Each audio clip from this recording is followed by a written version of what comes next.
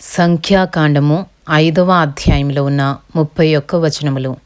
మరియు యెహోవా మోషేకు ఇలాగు సెలవిచ్చెను, ప్రతి కుష్ఠరోగిని, స్రావము గల ప్రతివానిని, శవము ముట్టుట వలన అపవిత్రుడైన ప్రతివానిని పాలెములో నుండి వెలివేయవలెనని ఇశ్రాయేలీలకు ఆజ్ఞాపించుము.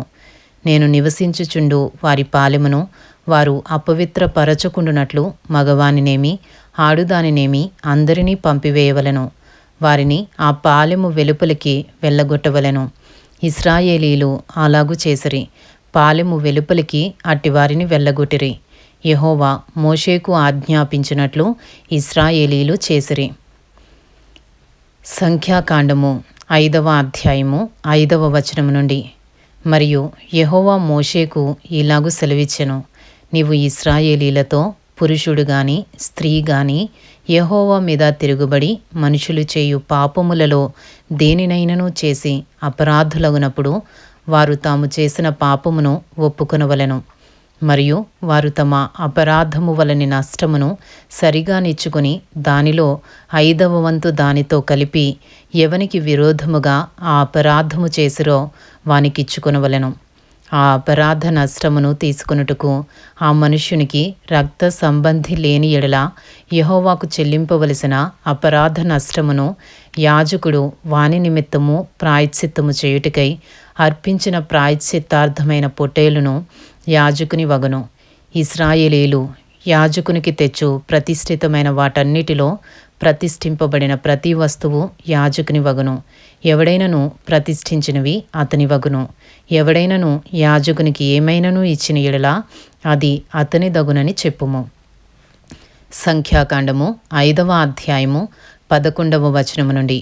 యెహోవా మోషేకు ఇలాగు సెలవిచ్చెను, నీవు ఇశ్రాయేలీలతో ఇట్లనుము, ఒకని భార్య త్రోవ తప్పి వానికి ద్రోహము చేసిన ఎడల, అనగా వేరొకడు ఆమెతో వీర్యస్ఖలనముగా శయనించిన ఎడల, ఆమె భర్తకు ఆ సంగతి తెలియబడక వాని కన్నులకు మరుగయుండి ఆమె అపవిత్రపరచబడినదనుటకు సాక్ష్యము లేకపోయినను, ఆమె పట్టుబడకపోయినను వాని మనసులో రోషము పుట్టి అపవిత్రపరచబడిన తన భార్య మీద కోపపడిన ఎడల, లేక వాని మనస్సులో రోషము పుట్టి అపవిత్రపరచబడని తన భార్య మీద కోపపడిన ఎడల, ఆ పురుషుడు యాజకుని యొద్దకు తన భార్యను తీసుకుని వచ్చి ఆమె విషయము తూమెడు యవలపిండిలో 10వ వంతును తేవలెను.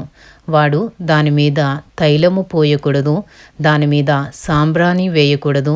ఏలయనగా అది రోష విషయమైన నైవేద్యము, అనగా దోషమును జ్ఞాపకము చేయుటకై జ్ఞాపకార్థమైన నైవేద్యము.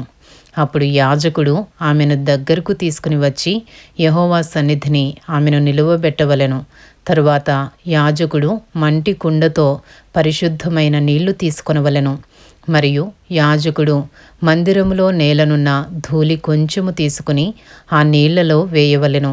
తరువాత యాజకుడు యెహోవా సన్నిధిని ఆ స్త్రీని నిలువబెట్టి ఆ స్త్రీ తల ముసుగును తీసి రోష విషయమైన నైవేద్యమును, అనగా ఆ జ్ఞాపకార్థమైన నైవేద్యమును ఆమె చేతులలో ఉంచవలెను.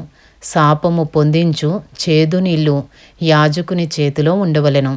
అప్పుడు యాజకుడు ఆ స్త్రీ చేత ప్రమాణము చేయించి ఆమెతో చెప్పవలసినదేమనగా, ఏ పురుషుడునూ నీతో శయనింపని ఎడలను నీవు నీ భర్తకు ఆధీనురాలువైనప్పుడు నీవు తప్పిపోయి అపవిత్రమైన కార్యము చేయకపోయిన ఎడలను శాపము కలుగజేయు ఈ చేదు నీళ్ల నుండి నిర్దోషివి కమ్ము. నీవు నీ భర్తకు ఆధీనురాలువైనప్పుడు నీవు త్రోవ తప్పి అపవిత్రపరచబడిన ఎడల, అనగా నీ భర్తకు మారుగా వేరొక పురుషుడు నీతో కూటమి చేసిన ఎడల, యెహోవా నీ నడుము పడునట్లును నీ కడుపు ఉబ్బునట్లును చేయుట వలన యెహోవా నీ జనుల మధ్యను నిన్ను శపథమునకును ప్రమాణమునకును ఆస్పదముగా చేయుగాక. శాపము కలుగజేయు ఈ నీళ్లు నీ కడుపు ఉబ్బునట్లును నీ నడుము పడునట్లును చేయుటకు నీ కడుపులోనికి పోవునని చెప్పి యాజకుడు ఆ స్త్రీ చేత శపథ ప్రమాణము చేయించిన తరువాత ఆ స్త్రీ ఆమెన్ అని చెప్పవలెను. ఆమెన్ అనగా అలాగున జరుగునుగాక అని అర్థము. తరువాత యాజకుడు పత్రము మీద ఆ శపథములను వ్రాసి ఆ చేదు నీళ్లతో వాటిని తుడిచి శాపము కలుగజేయు ఆ చేదు నీళ్లను ఆ స్త్రీకి తాగింపవలెను. శాపము కలుగజేయు ఆ నీళ్లు ఆమెలోనికి చేదు పుట్టించును. మరియు యాజకుడు ఆ స్త్రీ చేతి నుండి దోష విషయమైన ఆ నైవేద్యమును తీసుకుని యెహోవా సన్నిధిని ఆ నైవేద్యమును అల్లాడించి బలిపీఠమునొద్దకు దాని తేవలెను. తరువాత యాజకుడు దానికి జ్ఞాపకార్థమైనదిగా ఆ నైవేద్యములో నుండి పిడికెడు తీసి బలిపీఠము మీద దాన్ని దహించి ఆ నీళ్లు ఆ స్త్రీకి త్రాగింపవలెను. అతడు ఆమెకు ఆ నీళ్లు త్రాగించిన తరువాత జరుగునదేదనగా, ఆమె అపవిత్రపరచబడి తన భర్తకు ద్రోహము చేసిన ఎడల శాపము కలుగజేయు ఆ నీళ్లు చేదై ఆమెలోనికి చేరిన తరువాత ఆమె కడుపు ఉబ్బును, ఆమె నడుము పడిపోవును. ఆ స్త్రీ తన జనుల మధ్య శాపమునకు ఆస్పదముగా ఉండును. ఆ స్త్రీ అపవిత్రపరచబడక పవిత్రురాలై ఉండిన ఎడల ఆమె నిర్దోషి అయి గర్భవతి యగునని చెప్పుము. రోషము విషయమైన విధి ఇదే.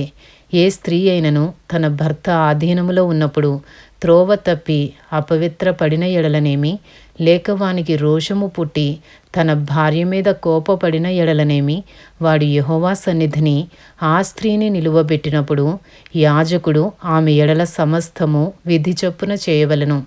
అప్పుడు ఆ పురుషుడు నిర్దోషి యగును. ఆ స్త్రీ తాను చేసిన దోషమును భరింపవలెను. ఇంతటితో సంఖ్యాకాండము 5వ అధ్యాయంలో ఉన్న 31 వచనములు పూర్తి చేయబడినవి.